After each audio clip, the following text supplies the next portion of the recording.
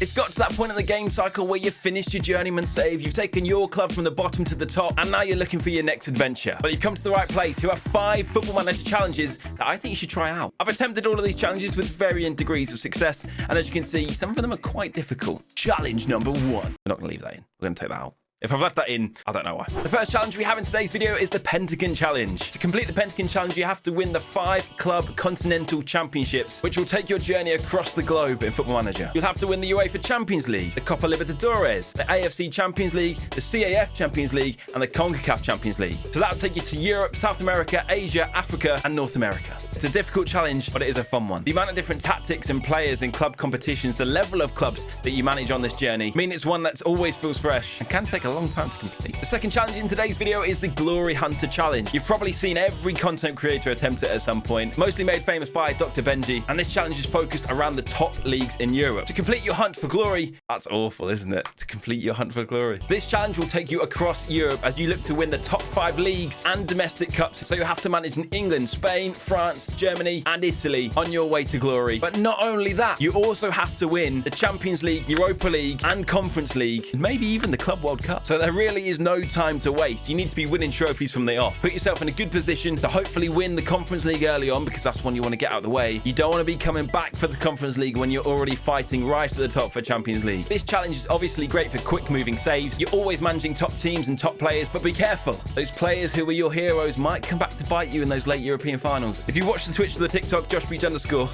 you know what I mean. As I say, one of my personal favorites. Still never completed it, but that probably says more about me than the challenge itself. Challenge number 3 is a Build a Nation challenge, a long-term save where you are building not only a club, but a whole footballing nation to be a powerhouse across the world of football. Again, something very popular with content creators. People like Sekiniro Card does it really well on stream, but the premise of this challenge is to pick up a club in a lesser-known football nation and not only take that club to glory, but also improve everything around the structure, the pyramid within that country, to also mean that their national team and their whole footballing reputation is improved to make them a powerhouse in world football. Often you'll be focusing on youth development and making sure that your academy is always improving, as you'll need that local talent to improve your national team, but also as a club you'll need to improve financially. So by developing young players, you can sell them on to invest into further infrastructure or players to help you develop as a club. This might be the only save as well where those players that you develop you might have to sell off for cheaper to clubs around you to actually make other teams better. The different layers of development that you have to put in. It takes a lot of work, but the satisfaction you get at the end when you see the other clubs around you start to benefit from what you've built. You see your league improving so much that teams are getting into continental competitions and your national team is going far in World Cups. The hardest Build a Nation you could do, Gibraltar. Of course, everyone knows the size of the nation is very small, so your starting point is right at the bottom and also the most difficult to develop. Other options include clubs just outside the top nations, so maybe a Portugal, say, where you can develop their domestic league and maybe break into that top 5. But you also see a lot of Scandinavian countries being used for this sort of save. What you do sometimes find is that you dominate domestically pretty quickly and the European and international stages come later. So it's sometimes hard finding a balance in that. Just don't get good too quickly. It's a long-term save, but it's one of the most rewarding. And if you've got the time and the dedication, Build a Nation's for you. Next on the list, we have the Sir Alex Ferguson Challenge, the SAF Challenge, named after the GOAT manager himself. Is he the GOAT manager? Probably.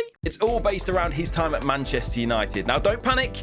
You don't have to manage Manchester United. To begin this challenge, you start off unemployed and sim until November the 6th. That is the date that Manchester United got taken over by Alex Ferguson when they were 19th in the table. So all you have to do is go to that day, look at the Premier League, scroll all the way down until you find 19th place. And that is the team that you will begin your journey with. But it could be Man United. The idea is then to replicate Sir Alex's success over his 27 seasons at Manchester United, in which he won 13 Premier Leagues, 10 Community Shields, 5 FA Cups, 4 League Cups, 2 Champions Leagues, 2 Club World Cups, a Europa League, and a UEFA Super Cup.